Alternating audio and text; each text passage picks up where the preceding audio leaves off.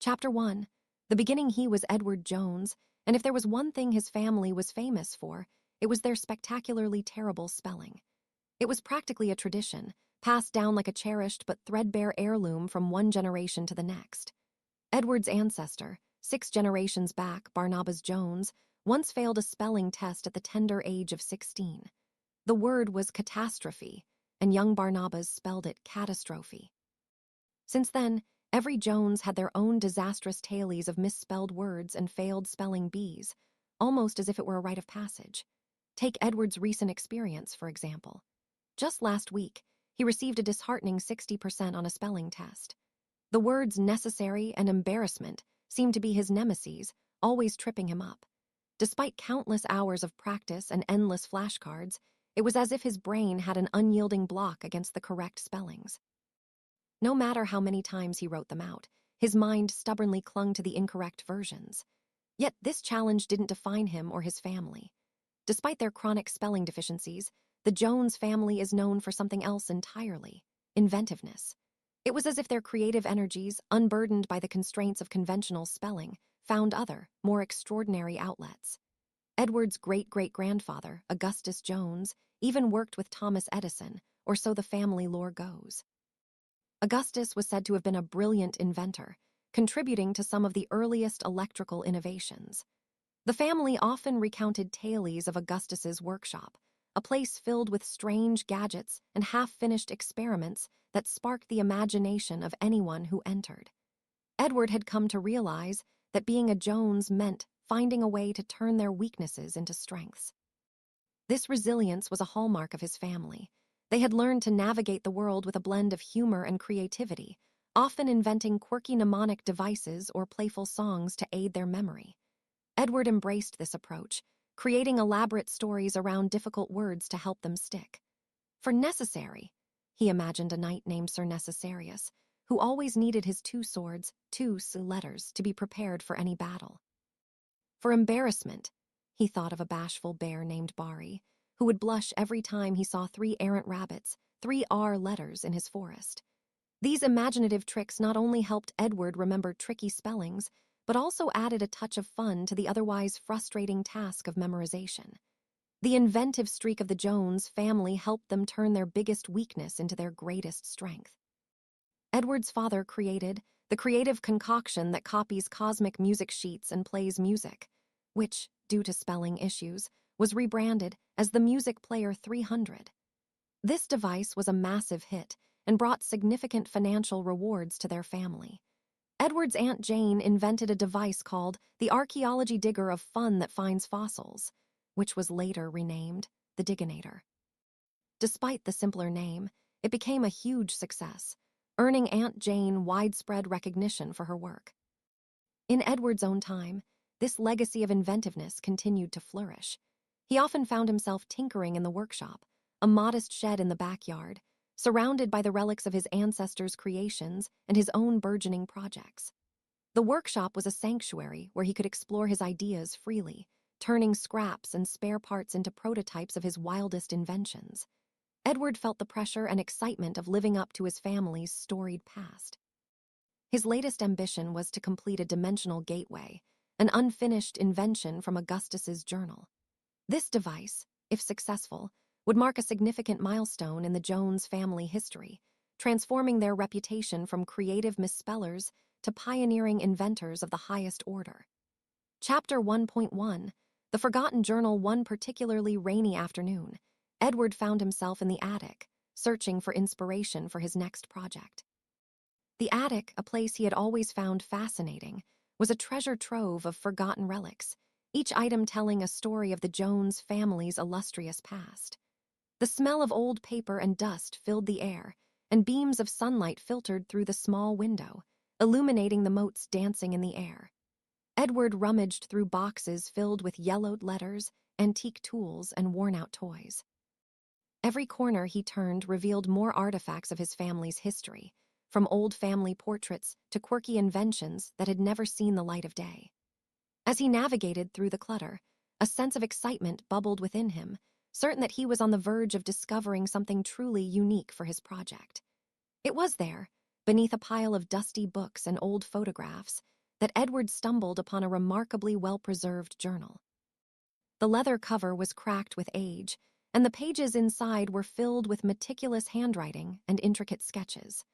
This journal belonged to Augustus Jones, his great-great-grandfather, whose inventive prowess was legendary within the family. Edward's heart raced as he carefully opened the journal, revealing notes on unfinished experiments. The most intriguing of these was an invention labeled Dimensional Gateway. Augustus had spent years trying to perfect this ambitious device, but his notes indicated he had never succeeded.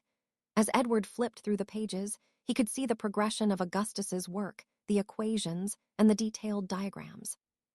He could almost feel the frustration and determination of his ancestor in the margin notes and revisions. Each page was a testament to Augustus's brilliance and relentless pursuit of knowledge. Edward felt a surge of inspiration. Maybe I could finish what Augustus started, he thought, his mind racing with the possibilities. The idea of completing a project that had stumped Augustus was both daunting and exhilarating. Amidst the excitement, a thought crossed Edward's mind. There was a rumor in the Jones family about a curse. According to family legend, one of their ancestors had offended a witch, who supposedly cursed their family with perpetual spelling problems. Edward couldn't help but wonder if this rumored curse might also be affecting their inventions, adding a mystical twist to their family story. Could it be that this supposed curse was not only the cause of their notorious spelling issues, but also the reason why so many of their inventions remained incomplete or flawed? Even with the persistent rumors of a curse hanging over their heads, the Jones family had achieved great things. They had turned their weaknesses into strengths, and their legacy of inventiveness was proof of their resilience. Edward felt a deep connection to this legacy as he stood in the attic, holding Augustus's journal. He was determined to overcome any obstacles, be they mystical or mundane, and bring the dimensional gateway to life. Edward knew the path ahead would be challenging. He would have to decipher Augustus's complex notes, source materials, and experiment meticulously. But he was ready for the challenge. After all, he was a Jones, and turning weaknesses into strengths was what they did best. The rain continued to patter against the roof, a soothing backdrop to his thoughts. Chapter 1.2, An ordinary family, yet extraordinary Edward's house, situated in a middle-class neighborhood where almost all the houses looked the same, was a modest but welcoming home. The neatly trimmed lawns and tidy streets gave the community a picturesque quality. Children could often be seen playing outside, their laughter adding to the neighborhood's friendly vibe. The Jones family home was no different, with its well-kept garden and a front porch adorned with potted plants and a swing. The joyful sounds of animated conversation wafted through the air as Edward approached the kitchen, the heart of their home, which was alive with activity. The smell of roasting chicken and freshly baked bread mingled with the scent of herbs and spices, creating an inviting atmosphere. Inside, the kitchen was a cozy space that radiated warmth. Worn wooden cabinets lined the walls, filled with jars of spices, baking ingredients, and various cooking utensils. The countertops, though a bit cluttered, were organized in a way that spoke of frequent use and culinary creativity. At the center of the room stood a large oak table, where the family often gathered for meals, its surface showing the wear of countless dinners and shared stories. The dining room, connected to the kitchen by a large archway, was equally inviting. Family photos adorned the walls, capturing moments of joy and milestones over the years. A vase of fresh flowers sat at the center of the table, adding a touch of color and life to the room. It was in this room, surrounded by his family and the comforting sights and smells of home, that Edward felt truly at ease. "Edward, you're just in time," Aunt Jane exclaimed as he entered the dining room, her face lighting up with excitement. "I was just sharing with your mother about my latest creation." Edward's mother, a kind and pretty woman, moved gracefully between the stove and the countertop, her apron lightly dusted with flour. She checked on various dishes, stirring a pot here and adjusting the oven temperature there. The light from the window cast a soft glow on her as she worked, highlighting the cheerful yellow walls of the kitchen that added to the room's sunny ambience. She looked up from her preparations and gave Edward a loving glance, her eyes twinkling with the same inventive spirit that ran through the Jones family. "Come on in, Edward," she said, her voice warm and welcoming. Dinner is almost ready, and your aunt has been telling me all about her new invention. It sounds fascinating. Is it the Diginator, too? Edward asked as he slid into his seat at the table, his eyes shining with eagerness. His father and little brother Daniel, already seated around the table, looked up with interest, waiting to hear about Aunt Jane's latest invention as well. Exactly, she said, her eyes twinkling with pride. It now has enhanced features for detecting ancient artifacts. It's even small enough to fit into a ring. I'm thinking of calling it Diginator 3 since I'm terrible at spelling. Anything else would just throw me off, she added with a sheepish smile, prompting a chorus of laughter from everyone around the table. She reached into her pocket and pulled out a small box, handing it to Edward. I made this one especially for you, she said warmly. I thought it might come in handy for your own adventures. Consider it a gift from one inventor to another. Edward opened the box to find a sleek ring with intricate designs and a tiny, shimmering gem embedded in it, concealing the advanced technology within. He slipped it onto his thumb, discovering that it fit perfectly. Daniel, not wanting to be left out, piped up, Do I get a gift too, Aunt Jane? He looked at her with hopeful eyes. Aunt Jane chuckled and reached into her bag again. Of course, Daniel. I have something for you too. She pulled out a small, handheld device that looked like a miniature robot. This is a multi-tool bot. It can help you with your schoolwork and even remind you to tidy up your room, she said, handing it to him with a wink. Daniel's face lit up with excitement as he took the device. Thanks, Aunt Jane. This is awesome, he exclaimed, immediately examining all the buttons and features. With the gift-giving moment over, the family settled into a comfortable rhythm, enjoying their meal and sharing stories. The aroma of the meal filled the air, blending with the warmth of the lively conversation. Edward couldn't help but feel a deep sense of belonging and pride in his family's inventive spirit. As his father passed him the mashed potatoes, Edward asked, Dad, do you ever miss working on your inventions? Every now and then, his dad replied thoughtfully. But watching you kids grow up and carry on the family tradition is incredibly rewarding. Speaking of which, how's your new project coming along? It's progressing. Well, it's getting there, Edward said, choosing his words carefully. He didn't want to reveal too much just yet. I think I might have found something intriguing in Augustus's old journal, he added, the excitement in his voice barely contained. Augustus's journal, his dad's eyes widened with interest. That man was a genius. If anyone can finish his work, it's you, Edward. Edward's father leaned back in his chair, a reminiscent smile playing on his lips. Augustus Jones was a remarkable man. I've heard stories about his incredible inventions and the way his mind worked. He had a vision and creativity that was truly ahead of his time. Did you know he once built a machine that could almost predict the weather with uncanny accuracy? He called it the Weather Whisperer. It didn't always work perfectly, but when it did, it was like magic. Edward listened intently, fascinated by the tales of his great-great-grandfather. I also read in his journal about his attempts to create a perpetual motion machine, his father continued. He believed that if he could harness the Earth's natural energies, he could create a source of infinite power.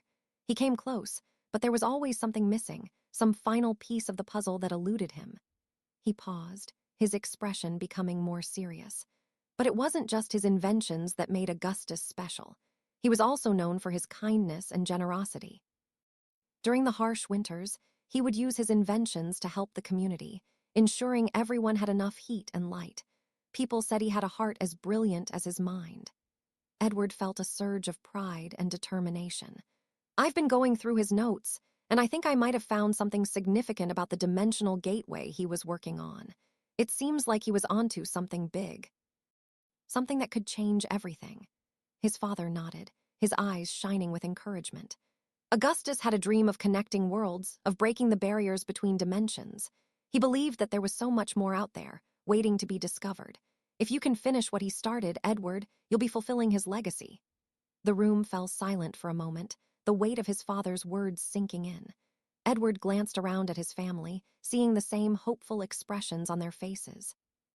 He knew that this wasn't just about completing an old project. It was about continuing a tradition of innovation and perseverance that had defined the Jones family for generations. Well, Edward said, breaking the silence with a determined smile, I guess I'd better get to work soon. After dinner, Edward retreated to the workshop, his sanctuary. It was there, amidst the clutter and chaos, that he was determined to prove himself and finish what Augustus had started. Chapter 1.3 No Touching the Dimensional Gateway began to take shape. A small metal machine modified with various dials and an electronic keypad. It looked like something out of a science fiction movie, with wires and circuit boards protruding from every angle.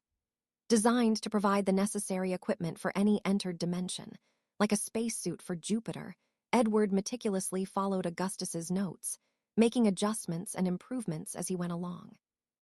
Everything seemed to be going well, and he felt a growing sense of accomplishment as the device neared completion.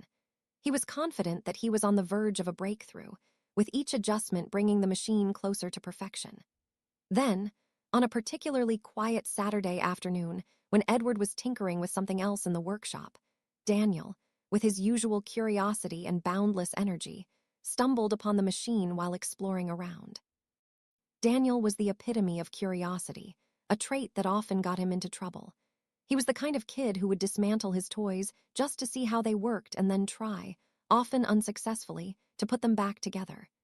His insatiable curiosity meant that no corner of the house was safe from his inquisitive eyes, and the workshop, with its myriad of mysterious gadgets and contraptions, was his favorite playground. "Edward, what's this?" Daniel's voice rang out, pulling Edward from his concentration. He turned back to see Daniel standing next to the machine, eyes wide with fascination. "Daniel, don't touch that," Edward said, a note of warning in his voice. "It's a very delicate project." "But what does it do?" Daniel asked, ignoring Edward's caution as he peered closer at the machine. His fingers hovered over the dials and buttons, itching to explore. "It's complicated," Edward replied, trying to keep the frustration out of his voice. "It's not a toy." Ignoring Edward's warning again, Daniel's curiosity got the better of him. He noticed a small, crumpled note card lying behind a workbench next to the machine. The card had the number 3565 written on it, probably in Augustus's meticulous handwriting. Without thinking, Daniel picked up the card and examined it closely. "What's this number for?"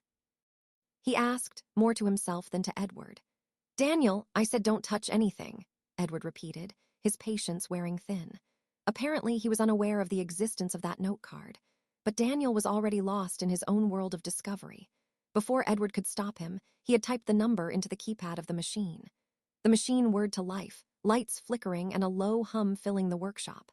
Daniel's eyes widened in amazement as he watched the machine start to operate. He looked at Edward with a mixture of awe and excitement. "Wow, it's working. What did I do?" he exclaimed, a huge grin spreading across his face. "Daniel, you have no idea what you've just done," Edward said, rushing over to the machine. "You can't just type random numbers into this thing. It's dangerous." But before Edward could reach the machine and turn it off, their mother's voice echoed from the kitchen. "Daniel, Edward, dinner's ready. Come wash your hands." Daniel hesitated for a moment, torn between his curiosity and the call for dinner. He glanced at Edward, then back at the machine, which was now emitting a series of beeps and clicks. "I'd better go," he said, finally turning to leave. Daniel darted out of the workshop, leaving the machine running. Edward stared at the humming contraption, a sense of dread settling in. He knew he had to act fast, but the complexity of the machine and the sudden activation had thrown him off balance. He approached it cautiously, trying to assess the situation and figure out how to shut it down safely. As he reached for the main power switch, the machine's hum grew louder, and the lights began to pulse rhythmically. It was as if the machine was building up to something, but Edward had no idea what. His heart pounded in his chest as he fumbled with the controls, trying to remember the sequence of numbers to deactivate it. "Edward, dinner!" His mother's voice called again, more insistent this time. "Just a minute," Edward shouted back, his voice tinged with urgency.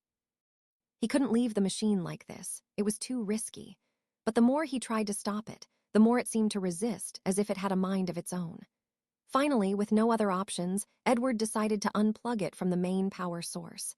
He reached for the plug, his fingers trembling. Just as he was about to pull it, the machine let out a sharp, high-pitched beep and the humming stopped abruptly. He froze, unsure of what had just happened. The lights on the machine flickered one last time before going dark. Relieved but still anxious, Edward backed away from the machine and took a deep breath. Daniel had inadvertently triggered something, but it seemed like the machine had managed to shut itself down before any real damage was done. At least, he hoped so.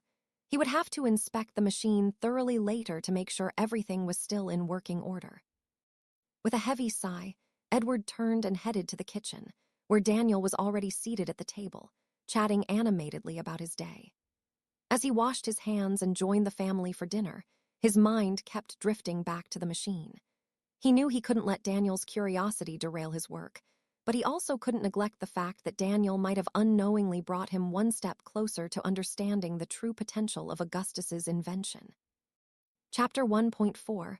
Gone that night, after everyone had gone to bed, Edward quietly made his way back into the workshop, determined to assess the situation. The machine stood silent and still, its mysteries waiting to be unraveled. As he delved deeper into Augustus's journal, he stumbled upon an intriguing section filled with what seemed like random misspellings and jumbled words. After hours of careful study, it dawned on him that the Jones family's notorious spelling errors were actually a complex code. Augustus had cleverly embedded a cipher within their traditional misspellings, a code essential to activate the dimensional gateway. Edward's mind raced as he pieced together the clues. He also realized that Daniel's accidental input might have activated a crucial function of the dimensional gateway. This small but significant breakthrough gave Edward hope that he was on the right track. Feeling both nervous and excited, he decided to test the machine. His heart pounded like a wild drum in his chest as he cautiously typed in Dimension 3 for a dimension mentioned in Augustus's journal. The machine responded with a soft, almost melodic hum, a symphony of lights dancing across its surface. A wave of exhilaration washed over him. It was actually working. But then, an eerie sensation gripped him. The air seemed to thicken and shimmer around him. His surroundings began to warp and blur, as if reality itself was being pulled into the machine. Panic set in as Edward realized something was horribly wrong. The machine had engaged, and he was trapped, unable to escape its pull.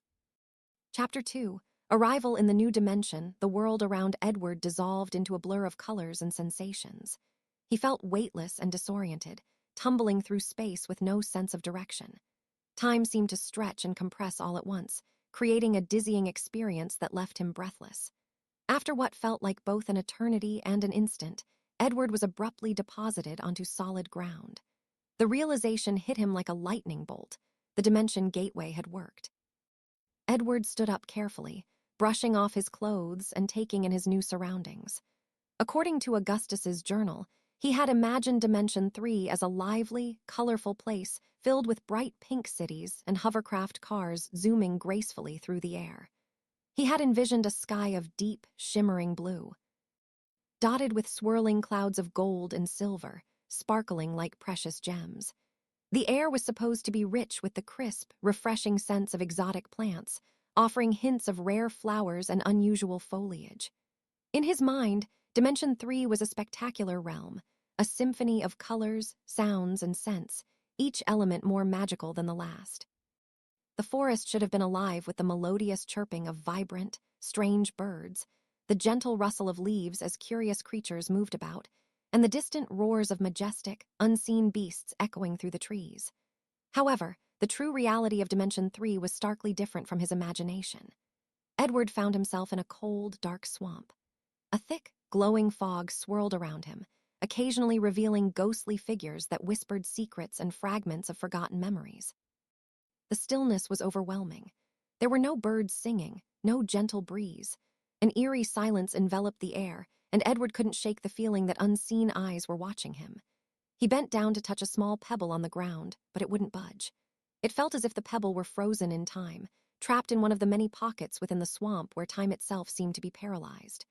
These strange frozen zones were scattered throughout the area, adding to the unsettling atmosphere. He kicked the pebble again, this time harder, but it remained firmly in place, refusing to move. As he stood back up, bioluminescent creatures flitted through the fog, illuminating the surroundings with brief flashes of light. These small, glowing beings communicated with one another through bioluminescent pulses, creating an otherworldly ambience. Edward watched in awe as they darted about, their light casting peculiar shadows on the trees and plants around him. The swamp was filled with areas where the laws of gravity seemed distorted, places where objects floated weightlessly or became impossibly heavy, making it difficult to move through the terrain. Taking cautious steps forward, Edward suddenly felt his feet lift off the ground, only to be yanked back down by an invisible force. It was as if the very laws of physics were being manipulated by the swamp itself. He stumbled and fell, the ground shifting beneath him like a living creature. Determined to keep going, Edward carefully studied his surroundings, searching for any patterns in the anomalies that might help him navigate this bewildering landscape. The living shadows around him added another layer of surrealism. They moved independently, sometimes mimicking Edward's movements or leading him in the wrong direction. These shadows hinted at a hidden intelligence residing within the dimension, sending chills down Edward's spine as they swirled around him. Whispering trees with faintly glowing bark hummed softly, communicating with one another through a hidden network of roots and branches. The sound was both comforting and eerie, constantly reminding Edward of the strangeness of this place. As he ventured deeper into the swamp, he noticed certain areas where colors were inverted, creating a dreamlike effect that made him feel disoriented. Ghostly apparitions appeared, reenacting moments from the dimension's history and offering clues about its secrets and connections to other realms. These echoes of the past were haunting, making Edward feel like an intruder in a world that was not his own. Sentient plants reacted to Edward's presence in unexpected ways. Some offered assistance, their soothing properties helping to calm his growing anxiety, while others posed a danger with venomous thorns that he had to avoid. One plant, with leaves glowing a soft blue, reached out its tendrils to touch Edward's arm, and he felt a calming warmth spread through his body. Another plant, however, hissed and snapped at him with sharp, thorn-covered vines, forcing him to back away quickly.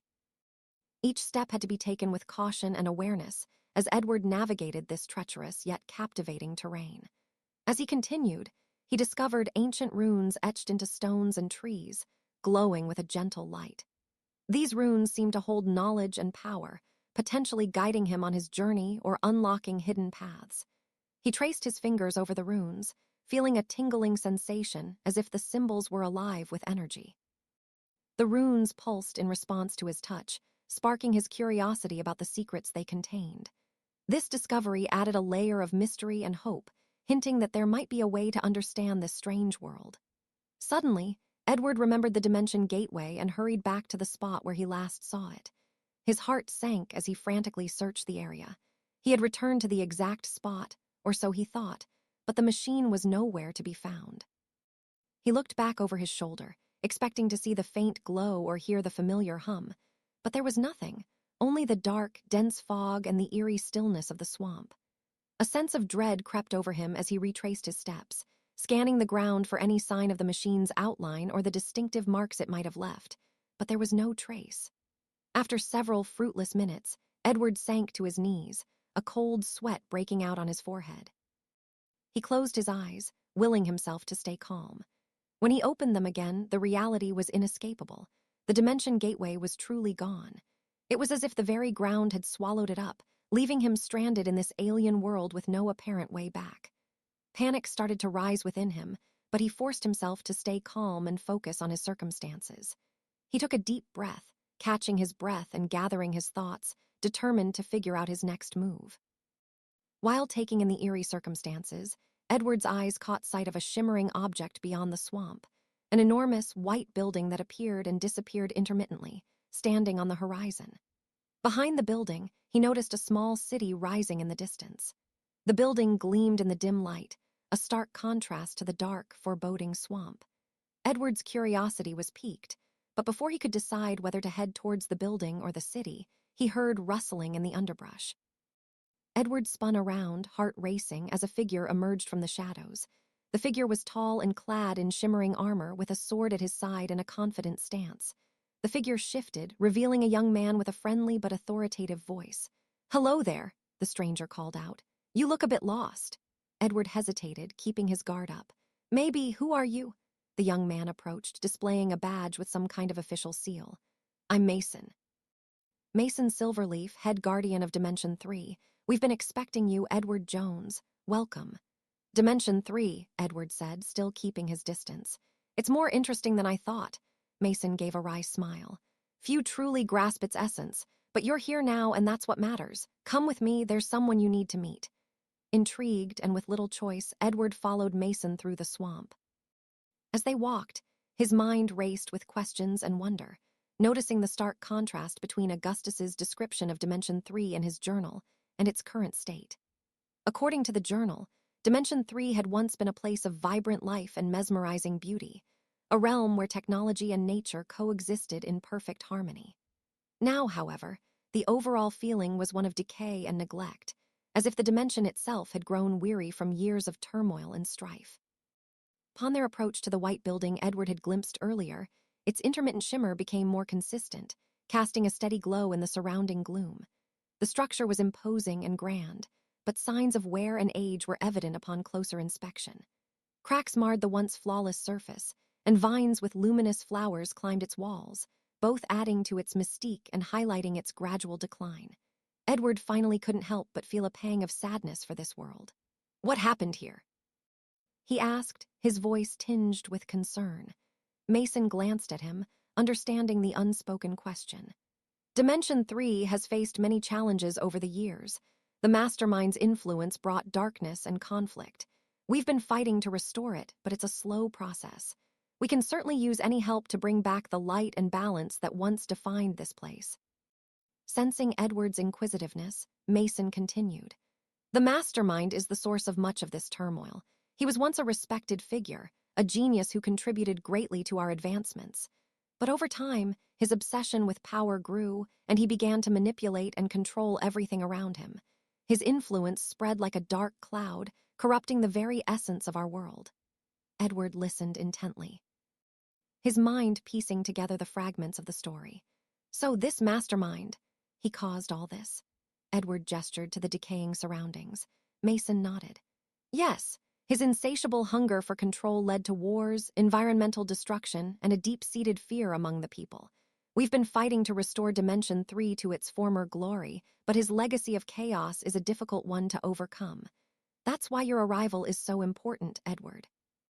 We believe you have the potential to help us turn the tide. Invisible barriers protected the village from intruders and danger. As Edward passed through one, guided by Mason, he felt a tingling sensation.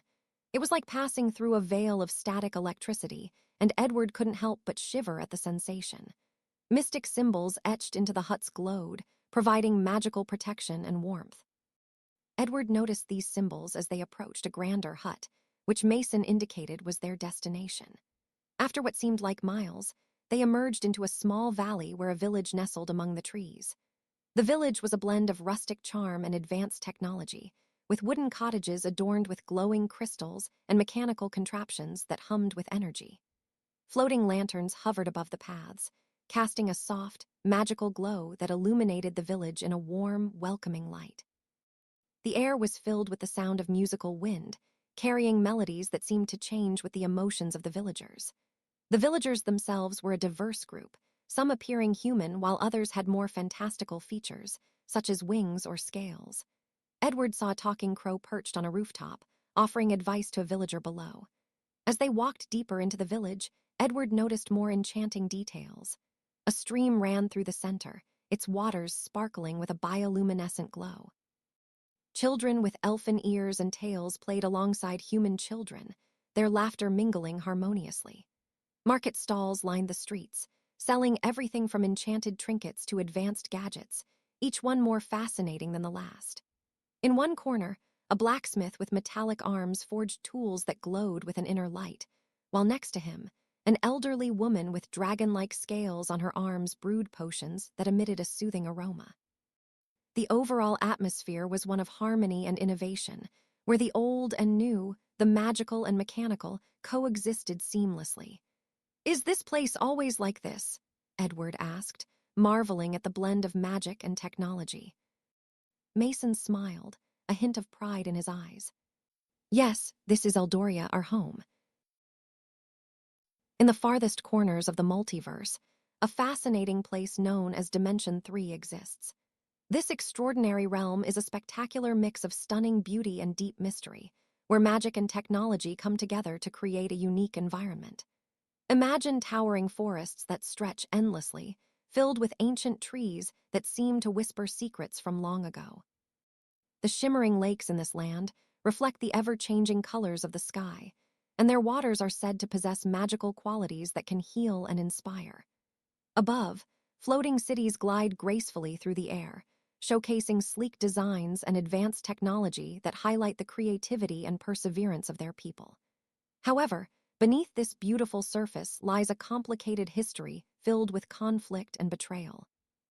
Long before the time of Edward and the emergence of heroes, Dimension 3 was thrown into chaos. The root of this turmoil was a figure known as the Mastermind. This being, shrouded in darkness and mystery, was known for his cunning and unspeakable evil. Many legends surrounded the Mastermind's origins. Some stories suggested he was once a powerful sorcerer who became corrupted by his own magical abilities. Others believed he was an exile from another dimension, seeking to conquer a new world for himself. The Mastermind's rise to power was both swift and ruthless. With each passing year, his influence spread like a shadow over Dimension 3, turning the once harmonious land into a place of discord. Wars erupted between different factions, friendships and alliances fell apart, and the very foundation of society began to disintegrate. The once peaceful floating cities transformed into fortresses filled with fear. The shimmering lakes became tainted with dark magic, and the towering forests morphed into dangerous wildernesses where threats lurked at every corner. In the midst of this chaos, a powerful prophecy began to circulate among the people. This prophecy spoke of heroes who would come from another realm to challenge the Mastermind and restore hope to Dimension 3. It became a beacon of light for the oppressed citizens, providing them with a glimmer of hope that one day, their home would be free from the darkness that the Mastermind had cast upon it.